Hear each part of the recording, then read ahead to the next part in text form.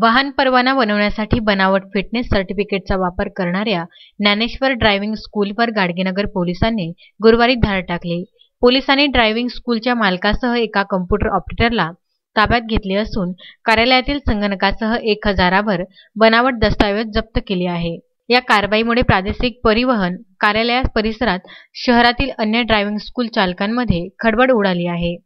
अमरावतीच्या प्रादेशिक परिवहन कार्यालयाजवळील आवारात रोशन मातकर याच्या मालकीची इमारत असून ज्ञानेश्वर ड्रायव्हिंग स्कूलचे संचालक योगेश प्रभुराव घुगे यांनी ती इमारत भाडेतत्त्वावर घेतली आहे। घुगे यांनी सप्टेंबर 2020 पासून तेथे ज्ञानेश्वर ड्रायव्हिंग स्कूल सुरू केली। या ड्रायव्हिंग स्कूलच्या कार्यालयामार्फत वाहनधारकांना आरटीओ कार्यालयातून परवाना काढून देण्याचे काम केले जात होते, परंतु परवानासाठी वाहन चालकांना लागणारे फिटनेस सर्टिफिकेट ज्ञानेश्वर ड्रायव्हिंग स्कूलमध्ये बनवले जात होते।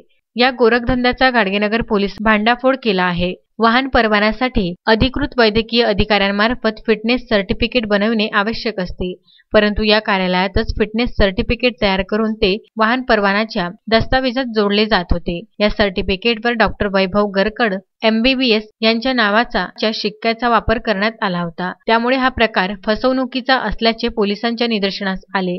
पोलिसांनी ज्ञानेश्वर ड्रायव्हिंग स्कूलच्या कार्यालयातून 4 शिक्के, एक संगणक व बनावट फिटनेस सर्टिफिकेटचे दस्तावेज जप्त केले आहेत। अनिकेत ठाकरे, विदर्भ न्यूज, अमरावती।